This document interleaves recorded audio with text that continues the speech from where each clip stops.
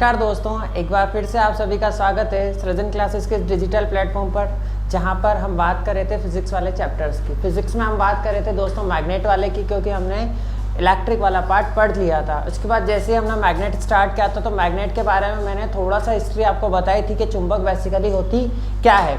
तो हमने थोड़ी सी बात कर ली थी कि चुंबक कहाँ से आई, कैसे आई, उसका नाम कैसे आया, ये सब बातें कर ली थी। फिर जाते जाते हमने बात कर ली थी कि जब मैग्नेट होती है तो उसके आसपास अपना एक फील्ड होता है जिसे हम बोलते हैं मैग्नेटिक फील्ड, जिसे हिंदी में कहते हैं चुंबकीय क्षेत्र। और चुंबकीय क्षेत्र तक हमने बात कर ली थी। और चुंबकीय क्षेत्र हमने बता दिया था कि किसी भी छड़ चुंबक की बात करें या किसी भी दंड चुंबक की बात करें, इसके आसपास अपना एक फील्ड आ जाता है, वही क्या कहलाता है, मैग्नेटिक फील्ड कहलाता है। ओके, लेकिन ये मैग्नेटिक फील्ड आया कैसे, उसके लिए सबसे ज़्यादा ज़रूरी है कौन सा टॉपिक पढ़ना, मैग्नेटिक फील्ड लाइंस, जिन्हें हम बोलते हैं चुंबकीय क्षेत्र रेखाएं। इंग्लिश में हम बात करें तो इसे हम बोलते हैं मैग्नेटिक फील्ड लाइंस। ठीक है, अब मैंने आपको बताया था कि जब मैग्नेटिक फील्ड आता है ना, तो मैग्नेटिक फील्ड लाइन इनके लिए बहुत ज़्यादा जिम्मेदार होती है, और मैंने बताया था कि इसके बारे में हम बात करने वाले हैं। लेकिन सबसे पहले मैं आपसे एक बार वापस से पूछना चाहता हूँ कि जो मैग्नेटिक फील्ड होता है ना, उसकी यूनिट क्या होती है, उसकी यूनिट क्या होती है, उसकी यूनिट होती है टेस्ला। ठीक है, और एक टेस्ला में कितने गाउस होते हैं, 10 की पावर 4 गाउस। मैं वापस से रिपीट इसलिए कह रहा हूं ताकि वापस से हमें रिकॉल होती चले चीजें। चलिए साहब, मैग्नेटिक फील्ड लाइंस क्या होती है, देखिएगा। सामान्यतः हमने ये बचपन में पढ़ा हुआ है, चुंबक के दो ध्रुव होते हैं, N और S होते हैं। पता है, एक बार ये प्रश्न पूछा गया था कि जो चुंबक के ध्रुव होते हैं ना, वो कहाँ पर स्थित होते हैं। बहुत ध्यान से सुनिएगा, बहुत बेसिक क्वेश्चन है लेकिन फिर भी गलत हो जाता है। क्या प्रश्न था कि किसी भी छड़ चुंबक की बात करें, किसी भी दंड चुंबक की बात करें, बार मैग्नेट जिसे हम कहते हैं इंग्लिश में, इस बार मैग्नेट के जो पोल्स होते हैं ना, N और S, वो कहाँ पर स्थित होते हैं। ऑप्शन ए आया था मध्य में, ऑप्शन बी आया था सिरों पर, ऑप्शन सी आया था सिरों से थोड़ा अंदर की ओर, और ऑप्शन डी चुंबक के बाहर। ध्यान से सुनिएगा प्रश्न, जो बार मैग्नेट में जो पोल्स है ना, वो पोल्स कहां पर स्थित होते हैं। ऑप्शन ए मध्य में, ऑप्शन बी सिरों पर, ऑप्शन सी सिरों के थोड़ा अंदर, और ऑप्शन डी चुंबक के बाहर। बताइएगा, सोचिए। बड़ा ही अच्छा प्रश्न है, बहुत बेसिक क्वेश्चन है, लेकिन फिर भी गलत हो जाता है, क्योंकि हम क्या पढ़ते हैं, चुंबक के सिरों पर दो ध्रुव होते हैं। जी नहीं, ये चुंबक से थोड़े सिरों से थोड़ा सा क्या होते हैं, अंदर की ओर होते हैं, इस तरह से। ठीक है, इसीलिए प्रश्न पर विशेष रूप से ध्यान दीजिएगा कि ये बेसिक क्वेश्चन है, लेकिन यही स्कोरिंग है। क्योंकि क्या होता है ना, सामान्यतः लगता सबको है कि हमारा ये सही है सही है सही है, लेकिन जैसे आंसर क्या आते हैं फिर हम क्या सोचते हैं, यार ये गलत कैसे हो गया, हमको तो याद था। लेकिन याद इसीलिए थोड़ा सा गलती से याद कर लिया था, और सही अगर हम याद करते तो ऐसा नहीं होता। ओके, हमने पढ़ रखा है कि चुंबकीय क्षेत्र रेखाएं जो होती है ना, वो N से S की ओर जाती हैं, इस तरह से पढ़ा हुआ है। मतलब इनकी दिशा N से S की ओर होती है, मतलब N से तो निकलेगी और S में क्या करेगी, प्रवेश करेगी। ओके, तो इस तरह से हमने बहुत सारी मैग्नेटिक फील्ड लाइंस बनाई हुई होंगी, बनाई है ना। किसकी सहायता से बनाई है, याद ही नहीं होगा, अब तो भूल गए होंगे। लेकिन अगर हमने 12th क्लास में प्रैक्टिकल किया हो तो मैग्नेट का एक प्रैक्टिकल होता है जिसे हम बोलते हैं चुंबकीय कंपास के द्वारा। याद आया कुछ कि चुंबकीय कंपास के द्वारा हम क्या ज्ञात करते थे, मैग्नेटिक फील्ड को ज्ञात करते थे। देखिए, इस तरह से चुंबकीय बल रेखाएं आपने बनाई होंगी। मैं इसमें एक चीज आपको बताना चाहता हूं कि चुंबकीय बल रेखाओं की जो दिशा होती है वो N से S की तरफ होती है। लेकिन प्रश्न ये आता है, क्या चुंबकीय बल रेखाएं एक बंद लूप बनाती हैं क्या? क्या चुंबकीय बल रेखाएं एक बंद लूप बनाती हैं? आंसर आएगा यस, हाँ। लेकिन प्रश्न आया, क्या विद्युत बल रेखाएं एक बंद लूप बनाती हैं? आंसर आएगा नहीं, नो। रीजन कि जो विद्युत बल रेखाएं होती है ना, वो एक आवेश से चलकर दूसरे आवेश पे जाकर खत्म हो जाती हैं। प्लस से चली माइनस पे जाके क्या हो गई, खत्म हो गई। लेकिन चुंबक में जो बल रेखाएं होती हैं वो N से S की ओर तो जाती हैं, लेकिन चुंबक के अंदर वो S से N की ओर जाती हैं। इस तरह आप ये कह सकते हैं कि जो चुंबकीय बल रेखाएं होती है उनमें एक पूरा का पूरा लूप बनता है, जबकि विद्युत बल रेखाओं में कोई लूप नहीं बनता है। बहुत अच्छा क्वेश्चन है, बेसिक क्वेश्चन है, लेकिन ध्यान में होना चाहिए।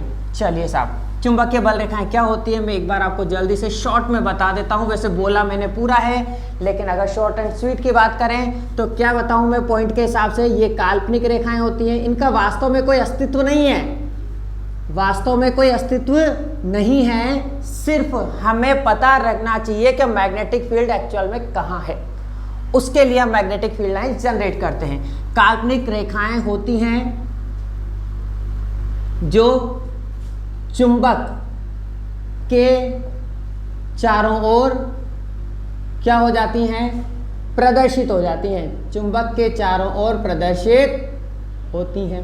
बोलो क्लियर है। दूसरी बात, ये जो चुंबकीय बल रेखाएं होती ना, इनका सबसे इंपॉर्टेंट पॉइंट क्या है कि इसके, किसके, चुंबकीय बल रेखा के, इसके किसी भी बिंदु पर, बहुत ध्यान से सुनिएगा, ये प्रश्न आता है, किसी भी बिंदु पर खींची गई स्पर्श रेखा, कौन सी रेखा, स्पर्श रेखा, स्पर्श रेखा जिसे आप इंग्लिश में बोलते हैं सर जी टेंजेंट, क्या बोलते हैं, टेंजेंट। नाम से पता चल रहा होगा टेंजेंट क्या होती है, टच करके जाने वाली लाइन, ठीक है। इसके किसी भी बिंदु पर खींची गई स्पर्श रेखा चुंबकीय क्षेत्र की दिशा को व्यक्त करती है, बहुत इंपॉर्टेंट है। प्रश्न बनता है कि किसी भी चुंबकीय रेखा के लिए चुंबकीय क्षेत्र की दिशा होगी। ऑप्शन ए दे देता है रेखा के अनुदिश, ऑप्शन बी रेखा के किसी बिंदु पर खींची गई स्पर्श रेखा के अनुदिश, ऑप्शन सी रेखा के पैरेलल, और ऑप्शन डी इनमें से कोई नहीं। आंसर क्या आएगा, किसी भी चुंबकीय बल रेखा, मान लीजिए ये चुंबकीय बल रेखा है जो एन से चलकर एस पर जा रही है। अब कोई पूछ रहा है सर इस पॉइंट पर चुंबकीय क्षेत्र की दिशा क्या होगी। अब मुझे पता है कि एन से एस की ओर जा रही है, तो मुझे क्या ड्रॉ करनी पड़ेगी चुंबकीय क्षेत्र निकालने के लिए, स्पर्श रेखा। क्या ड्रॉ करनी पड़ेगी, स्पर्श रेखा। और स्पर्श रेखा किस तरह से ड्रॉ करेंगे, एक ऐसी रेखा जो पर्टिकुलर एक पॉइंट से निकले। देख लीजिए एक पॉइंट को टच करते जा रही है, इसका मतलब चुंबकीय क्षेत्र की दिशा कैसे है, इस तरफ है। कोई बोले सर नहीं मुझे तो इस पॉइंट पे बताओ। अब मुझे पता है एन से एस की तरफ जा रहा हूं ना, तो तीर तो ऐसे बनेगा, लेकिन टच करते हुए एक पॉइंट को जाना चाहिए, तो चुंबकीय क्षेत्र इस दिशा में होगा। बात क्लियर है। और मैंने आपको बताया था कि चुंबकीय क्षेत्र अंदर की ओर है या बाहर की ओर है, उसे हम किस तरह से रिप्रेजेंट करते हैं। अगर अंदर की ओर है तो क्रॉस और बाहर की ओर है तो डॉट। बताया था इस तरह से कि हमने एक चालक तार में धारा प्रवाहित कर दी, और अब हमें पता करना है कि इस पी पॉइंट और क्यू पॉइंट पर चुंबकीय क्षेत्र किधर होगा। तो धारा की दिशा में अंगूठे को रखो तो मुड़ी हुई उंगलियां चुंबकीय क्षेत्र की दिशा को बताती है। मैंने धारा की दिशा में अंगूठे को रखा तो अंगुलियां कैसे जा रही हैं, इस तरह से। मतलब यहां से तो चुंबकीय क्षेत्र प्रवेश करेगा और यहां से निकलेगा। इसका मतलब यहां प्रवेश कर रहा है तो हमें तीर की पूंछ दिखती है, इसलिए क्रॉस। और यहां से बाहर निकलेगा तो तीर हमें आता हुआ दिखता है, इसलिए हम क्या बनाते हैं, डॉट। क्लियर है। यहां तक हमने बात कर ली थी विद्युत क्षेत्र जब हमने पढ़ा था, याद आ रहा है। चलिए साहब सेकंड पॉइंट क्लियर है। अच्छा, ये जो चुंबकीय बल रेखाएं होती है ना सर, इनके कुछ गुण होते हैं। एक्चुअल में तो है क्या, काल्पनिक रेखाएं हैं, किसी भी बिंदु पर खींची गई स्पर्श रेखा चुंबकीय क्षेत्र की दिशा को बताती है। एक पॉइंट और मैं बता देता हूं कि इनको किसकी सहायता से बनाते हो आप, तो वो बनाते हैं चुंबकीय कंपास। चुंबकीय कंपास, ये जो मैग्नेटिक निडल होती है ना, मैग्नेटिक निडल क्या काम में आती है, चुंबकीय कंपास क्या काम में आती है, दिशा ज्ञात करने में। आपने देखा होगा आजकल तो आपकी घड़ी में भी आता है, एक छोटी सी सुई आती है जो एन और एस की तरफ ऐसे विचलित होती रहती है। आप जाते हैं डायरेक्शन बदलती रहती है, चेंज होती रहती है। कार में भी आने लग गई है, बहुत सारी जगह पे आने लग गई है। चुंबकीय कंपास होती क्या है, आपने 12th क्लास में 11th क्लास में एक प्रैक्टिकल किया होगा, उसमें आपने मैग्नेटिक फील्ड लाइन्स बनाई होंगी। एक्चुअल में होता क्या है, सुनिएगा। एक एल्यूमिनियम की छोटी सी डिब्बी होती है, छोटा सा बॉक्स होता है, या कहें पीतल का होता है, वो अलग अलग तरह से आता है, और उसके ऊपर एक सुई लगी होती है। क्या लगी होती है, सुई लगी होती है, जो एक तरह से एक ही पॉइंट पर पाइवोटेड होती है। पाइवोटेड मतलब किलकित जिसे आप कहते हैं, बंधी रहती है एक पॉइंट पर। और क्या होता है ना, वो जो चुंबकीय सुई होती है ना, वो हॉरिजॉन्टली क्षैतिज तल में इस तरह से विचलित हो सकती है। मतलब मान लीजिए मेरे पास एक बॉक्स है, इस बॉक्स पे मैंने ये जो चुंबकीय सुई है ना, इसको मैंने बांध दिया। अभी चुंबकीय सुई इस तरह से विचलित होगी, इस तरह से, तो ये हॉरिजॉन्टली इस प्लेन में विचलित हो सकती है। ठीक है, तो अब होता क्या है कि चुंबकीय क्षेत्र रेखा ज्ञात करने के लिए इसमें क्या करते हैं, अंतर बताने के लिए एक ध्रुव को तो काला कर देते हैं और एक को रेड कलर का या व्हाइट कलर का रहने देते हैं। सामान्यतः रेड और ब्लैक रखते हैं। तो इनमें क्या होता है ना, अब एक ध्रुव हमको पता लग जाता है कि एन कौन सा है और एस कौन सा है। अब क्या होगा, जैसे ही किसी भी चुंबक के पास में आप इसको लेकर जाते हो, तो आप मान लीजिए ये चुंबक है आपके पास, ये चुंबक का उत्तरी ध्रुव है, ये चुंबक का दक्षिणी ध्रुव है। आप जैसे ही यहाँ से लेकर जाएंगे तो ये जो चुंबकीय सुई है इसमें धीरे धीरे धीरे धीरे इस तरह से विक्षेप, जब हॉरिजॉन्टल है ऐसे रहेगी, जैसे इसके पास लेके आए उसमें विक्षेप आने लग जाएंगे। अब वो एन से धीरे धीरे धीरे धीरे धीरे धीरे धीरे धीरे इस तरह से पूरी की पूरी घूम जाती है और आप बना लेते हो डॉट डॉट डॉट डॉट लगा के मैग्नेटिक फील्ड लाइंस। इस तरह से चुंबकीय कंपास का क्या होता है, उपयोग होता है। हालांकि इतना ज़्यादा पूछा नहीं जाता है, लेकिन मैंने आपको बता दिया कि चुंबकीय कंपास क्या होता है। एक एल्यूमिनियम की डिब्बी होती है जिसमें एक सुई लगी होती है, वो सुई एक सिरे पर बीच में बिल्कुल सेंटर पे बंधी रहती है और वो चुंबकीय सुई क्या होती है, हॉरिजॉन्टली मूव कर सकती है। ठीक है, चलिए साहब, चुंबकीय क्षेत्र रेखाएं क्लियर है। इनके जो गुण है ना उनकी हम बात करते हैं। देखिएगा, एक गुण तो सबसे अच्छा यही है कि चुंबकीय बल रेखाएं जो होती है ना वो कहाँ से कहाँ जाती हैं, मैंने आते ही आपको बता दिया है। अब मैं लिखने वाला हूँ, जो शॉर्ट में लिखूँगा। पहला गुण मैं बात करता हूँ एन से एस की ओर। क्लियर है, चुंबकीय क्षेत्र रेखाएं कहाँ से कहाँ जाती है, एन से एस की ओर जाती है। लेकिन चुंबक के अंदर, अगर मैं चुंबक के अंदर की बात करूं तो चुंबक के अंदर ही कहाँ से कहाँ जाती है, एस से एन की ओर।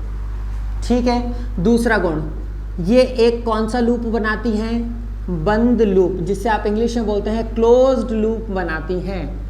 क्लोज्ड लूप बनाती हैं, बनाती हैं नहीं बनाती, हमने बता दिया है। ये एन से एस की ओर बाहर की ओर तथा अंदर एस से एन की ओर, तो पूरा का पूरा एक लूप क्लोज्ड बन जाता है। तीसरा गुण, इसके किसी बिंदु पर,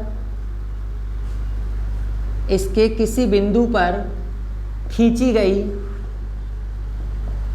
स्पर्श रेखा, कौन सी रेखा, स्पर्श रेखा किसको बताएगी, मैंने अभी बताया था किसको बताएगी, चुंबकीय क्षेत्र की दिशा, चुंबकीय क्षेत्र की दिशा को बताती है।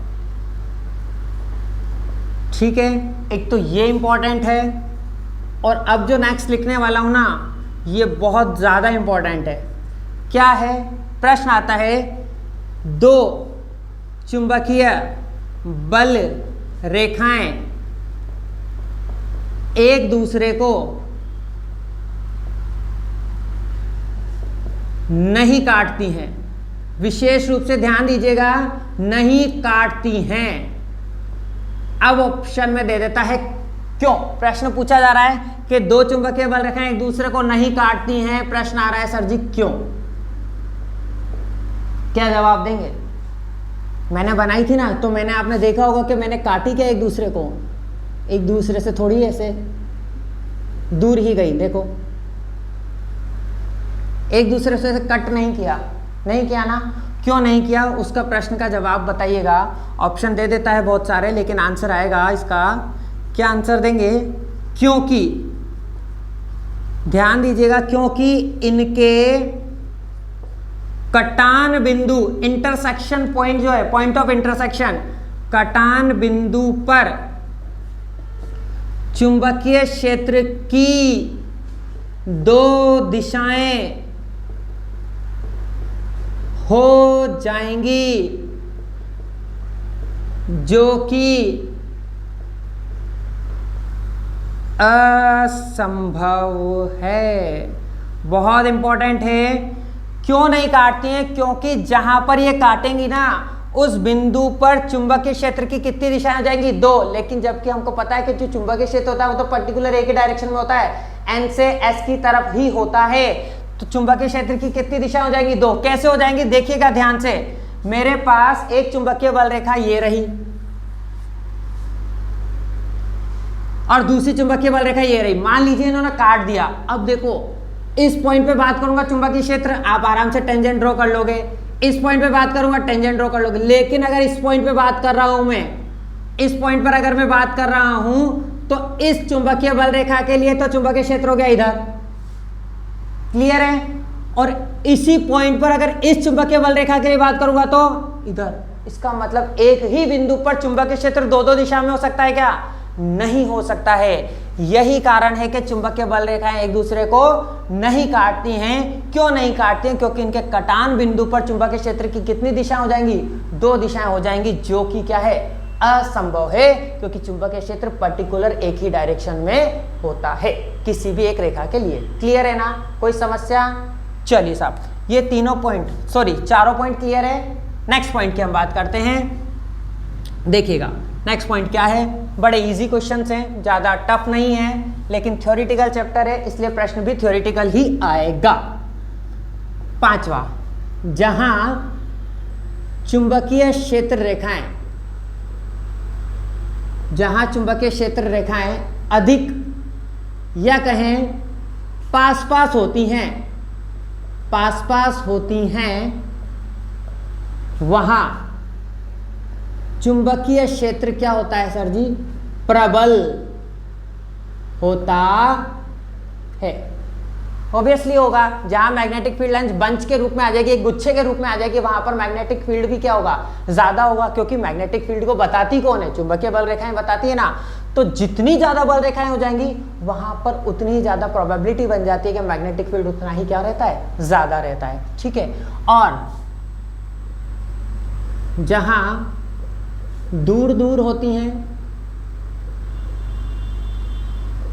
वहां चुंबकीय क्षेत्र कैसा हो जाएगा? प्रबल का बिल्कुल अपोजिट अगर हम बात करें, दुर्बल या कहें क्षीण, आपकी भाषा में अगर हम कहें क्षीण हो जाता है। ठीक है, कोई दिक्कत? चलिए साहब, नेक्स्ट पॉइंट की हम बात कर लेते हैं। अब सुनिएगा, मैग्नेटिक फील्ड लाइंस जो है ना, ये इसीलिए मैं इतना जोर दे रहा हूँ क्योंकि इसमें से प्रश्न बनने के चांस हैं और थ्योरेटिकल क्वेश्चन ही बनेंगे, है ना। अच्छा, ये मैग्नेटिक फील्ड लाइंस आ गई हैं, इनके गुण हमने पढ़ लिए हैं। और कौन सा हो जाएगा? बंद लूप हो गया, दुर्बल हो गया, क्षीण हो गया। ठीक है साहब। अब देखो, चुंबकीय मैग्नेटिक फील्ड लाइंस को मैं इंग्लिश में ऐसे बोलता हूँ, मैग्नेटिक फील्ड लाइंस। ठीक है, मैग्नेटिक फील्ड लाइंस किसी भी चुंबक, मैं यहां पर बात कर रहा हूं छड़ चुंबक के लिए निम्न प्रकार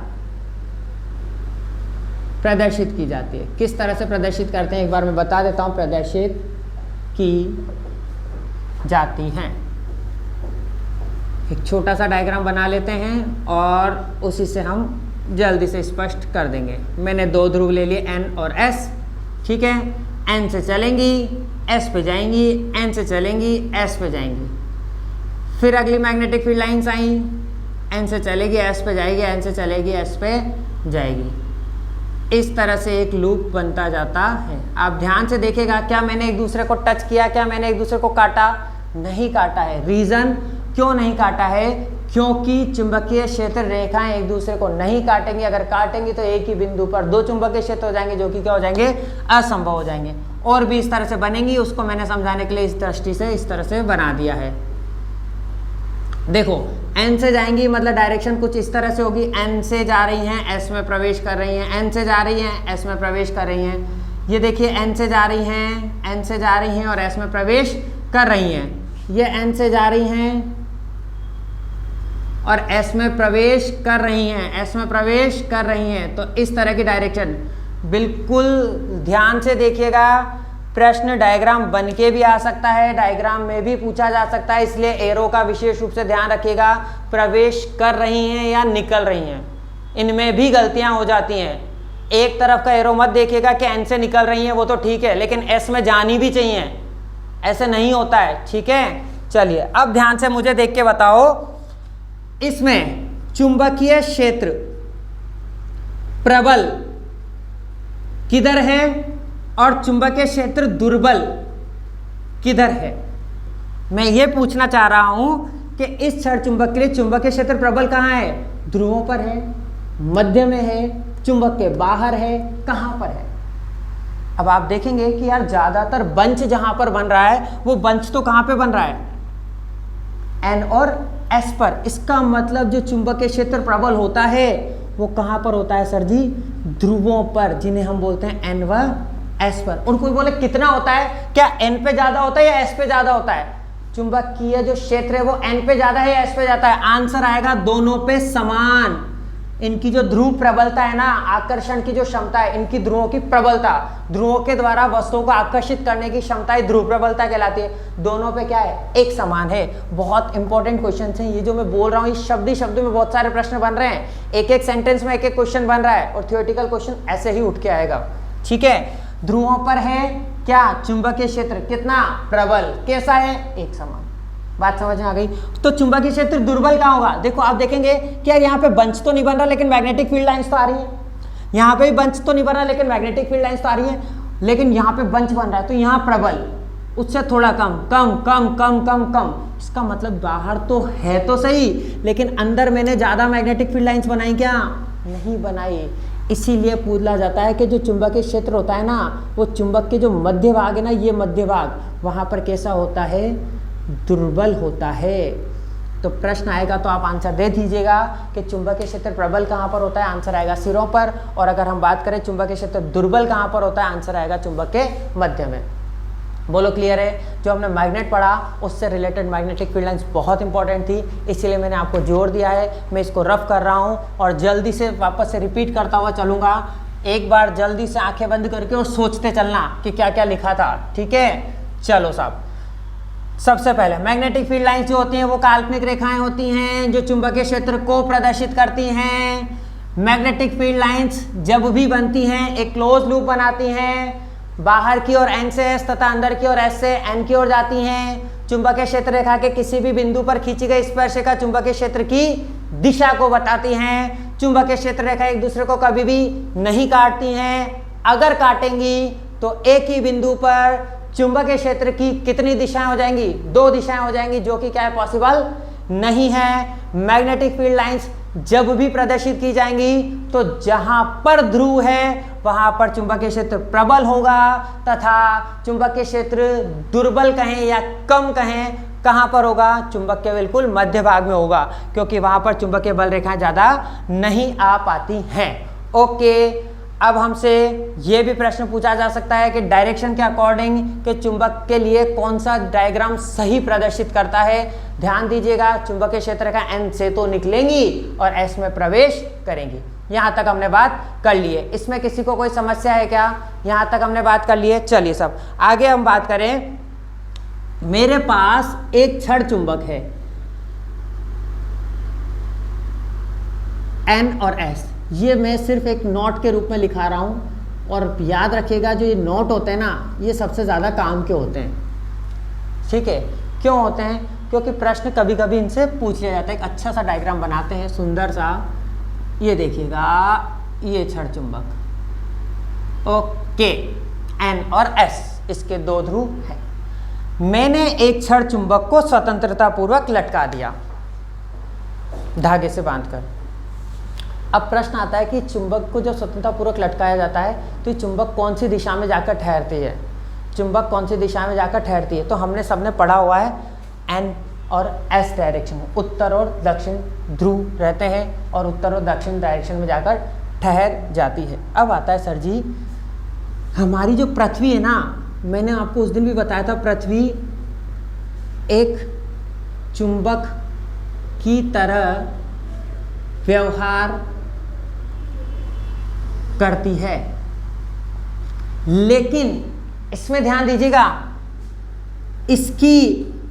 इसके चुंबकीय क्षेत्र की दिशा बहुत इंपॉर्टेंट है। उसमें एन से एस बताया ना, इसमें बहुत काम की बात है। ये पृथ्वी भी जो है ना एक चुंबक की भांति व्यवहार करती है और इसके जो चुंबकीय क्षेत्र की दिशा होती है ना, वो भौगोलिक दक्षिण से उत्तर की ओर होती है।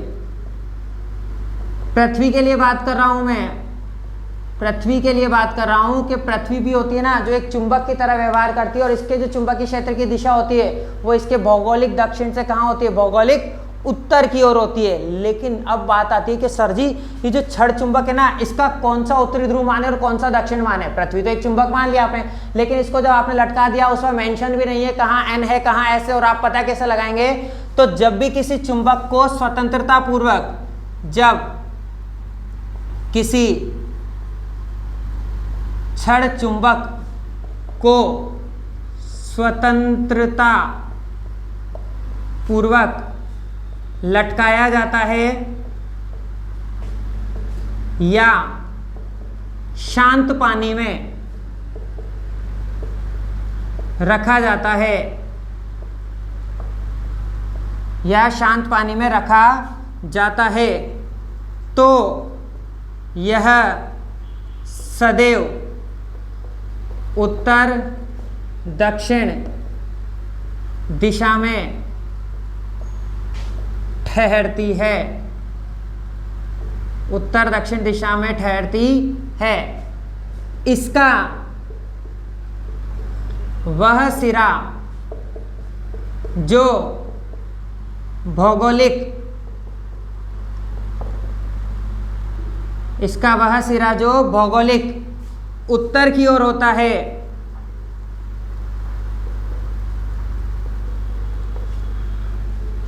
उत्तरी ध्रुव,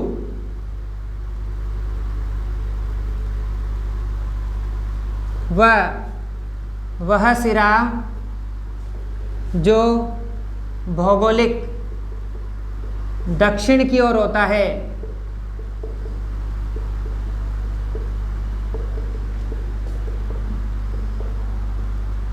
दक्षिणी ध्रुव कहलाता है। कौन सा ध्रुव? दक्षिणी ध्रुव कहलाता है। इस तरह से डिसाइड करते हैं कि किसी भी क्षण चुंबक के लिए उत्तरी ध्रुव और दक्षिणी ध्रुव कहाँ होते हैं। जब भी किसी क्षण चुंबक को आप स्वतंत्रता पूर्वक लटका दिया है, एकदम शांत हो गई है वो, या फिर हमने क्या करा, एक पानी की सतह पर रख दिया उसको, ठीक है, मैग्नेटिक को, शांत पानी है, पानी बह नहीं रहा है, उसमें रख दिया है, तो हमेशा उत्तर दक्षिण दिशा में ठहरती है। अब हम पता कैसे लगाएं उत्तर कौन सी और दक्षिण कौन सी? इसमें इस तरह से पता लगाया जाता है, जहां अर्थ का जो ज्योग्राफिक मेरिडियन है, उत्तरी ध्रुव है, वो जहां पर होगा वहीं पर चुंबक का कौन सा ध्रुव होगा? उत्तरी ध्रुव। और जहां ज्योग्राफिक जो साउथ है वहां पर चुंबक का भी कौन सा होगा? दक्षिणी ध्रुव होता है। इस तरह से किसी भी क्षण चुंबक के लिए उत्तरी ध्रुव और दक्षिणी ध्रुव का पता लगाया जाता है। आप इसे देख सकते हैं। क्लियर है? कोई समस्या? चलो साहब, तो मैग्नेट हमने पढ़ा, मैग्नेटिक फील्ड पढ़ा, मैग्नेटिक फील्ड लाइंस पढ़ा। मैग्नेटिक फील्ड की यूनिट क्या होती है? भूलना नहीं, टेस्ला या कहें गॉस। एक टेस्ला में कितने गॉस? 10 की घात 4 10⁴ गाउस के बराबर होती है। गाउस क्या है? एक वैज्ञानिक है जिनके नाम पे हमने इनकी यूनिट बना दी है, जैसे न्यूटन है। ठीक है साहब, ओके। मैग्नेट आ गया, मैग्नेटिक फील्ड लाइंस आ गई। अच्छा, मैं आपसे एक बात पूछना चाहता हूँ, जो एन और एन है ना, जो उत्तरी और उत्तरी ध्रुव है और जो दक्षिणी और दक्षिणी ध्रुव है, वो एक दूसरे को क्या करते हैं? प्रतिकर्षित करते हैं। पढ़ रखा है हमने कि एन और एन और एस एक दूसरे को क्या करते हैं? रिपेल करते हैं, प्रतिकर्षित करते हैं। जबकि जो विपरीत ध्रुव हैं, जिन्हें हम बोले NS या कहें SN, वो एक दूसरे को क्या करते हैं? अट्रैक्ट करते हैं। ये तो हमने पढ़ा हुआ है, आकर्षित करते हैं। ठीक है, ये हमने पढ़ा हुआ है। ठीक है साहब, यहाँ तक की हमने बात हो गई है। चुंबक हमने पढ़ लिया। चुंबक 3 प्रकार की नहीं, 2 प्रकार की, एक तो नेचुरल और एक आर्टिफिशियल। ओके, अब जो हम बात करेंगे ना, वो किसी भी क्षण चुंबक से संबंधित मुख्य बातों की बात करेंगे। क्षण चुंबक से संबंधित मुख्य बिंदु, ध्यान दीजिएगा, इनमें से शायद कहीं 1 या 2 पॉइंट ज़्यादा इंपॉर्टेंट है जहाँ से प्रश्न बनता है। अदरवाइज जितना आपके चांसेस थे बनने के, उतना तो हम पढ़ चुके हैं। लेकिन फिर भी हम बात कर लेते हैं। इसको मैं बाद में लिखवाऊंगा, अभी तो सिर्फ एक देख लीजिएगा। क्षण चुंबक से संबंधित प्रश्न क्या है? इंपॉर्टेंट पॉइंट ये हैं कि क्षण चुंबक के उत्तरी ध्रुव और दक्षिणी ध्रुव 2 ध्रुव होते हैं। इस क्षण चुंबक में जब इसके पास इसी के समान एक चुंबक लाई जाती है जिसका n इसके समीप आएगा, तो ये एक दूसरे को क्या करेंगे, प्रतिकर्षित करेंगे। जबकि अगर विपरीत ध्रुव लेकर आए, इसके पास s और इसके पास n लेकर आए, तो ये एक दूसरे को क्या करेंगे, आकर्षित करेंगे। ये क्षण चुंबक का पहला बिंदु। अब सुनिएगा दूसरा पॉइंट क्या होता है। किसी भी क्षण चुंबक को स्वतंत्रता पूर्वक लटकाते हैं तो वो सदैव n और s दिशा में ठहरती है। ये भी हमने पढ़ लिया है, दूसरा पॉइंट। ठीक है, तीसरा पॉइंट ये सुनिएगा ध्यान से। अगर मैं इस क्षण चुंबक को बीच में से काट दूं, ध्यान से सुनिएगा, एक क्षण चुंबक ली, उसको बीच में से मैंने काट दिया। अब बोला जा रहा है कि इस क्षण चुंबक को बीच में से ऊर्ध्वाधर काटने पर चुंबक का कौन सा ध्रुव अस्तित्व में रहेगा।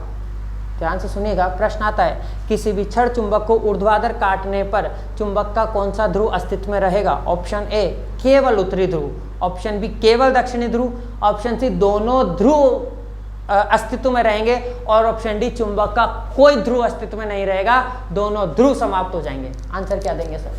बहुत अच्छा प्रश्न है, प्रश्न इजी है लेकिन कंसेप्चुअल क्वेश्चन है। बताइएगा, किसी भी क्षण चुंबक को अगर आपने ऊर्ध्वाधर काट दिया है तो उस क्षण चुंबक का कौन सा ध्रुव बचेगा, केवल उत्तरी, केवल दक्षिणी, दोनों, या दोनों ही नहीं बचेंगे। आपने देखा होगा बहुत सी बार आपके हाथ से आपके पास चुंबकें होती ना, वो गलती से टूट जाती है तो आप देखते हैं यार वो क्या टूटने के बाद आपने देखा होगा क्या वो चुंबक चिपकना बंद कर देती है क्या वस्तु को आकर्षित करना बंद कर देती है क्या? नहीं करती है। क्या प्रतिकर्षित करना बंद कर देती है क्या? नहीं करती है। इसका मतलब किसी भी क्षण चुंबक को आप ऊर्ध्वाधर काट दें तब भी उसके दो ध्रुव हमेशा बने रहेंगे। इसका मतलब इसका जो अगला पॉइंट आएगा वो क्या आएगा कि किसी भी क्षण चुंबक के लिए एकल ध्रुव का अस्तित्व संभव नहीं है। बात क्लियर है क्या? एकल ध्रुव का अस्तित्व संभव नहीं है, मतलब हमेशा किसी भी क्षण चुंबक के दो ध्रुव उपस्थित होते ही होते हैं।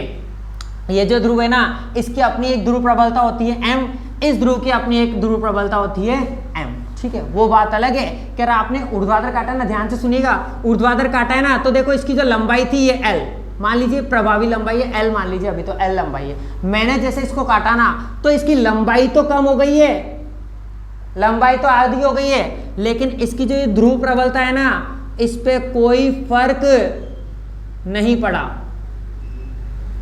लेकिन मैंने क्या करा, इस क्षण चुंबक को ऐसे ना काट के ऐसे काट दिया, ये क्षैतिज हॉरिजॉन्टली कट कर दिया। अब ये आधा पार्ट बच गया, आधा पार्ट ऊपर आधा पार्ट नीचे, मतलब ये पार्ट हो गया ये और ये। अब आंसर आएगा सर, क्या अब भी दो ध्रुव उपस्थित होंगे? हाँ, अब भी दो ध्रुव उपस्थित होंगे, लेकिन जो ध्रुव प्रबलता है, अब इसकी जो पावर है ना अट्रैक्ट करने की, वो पहले के मुकाबले क्या हो जाती है? आधी हो जाती है, वो कम हो जाती है। लेकिन लंबाई में कोई परिवर्तन इस बार नहीं है।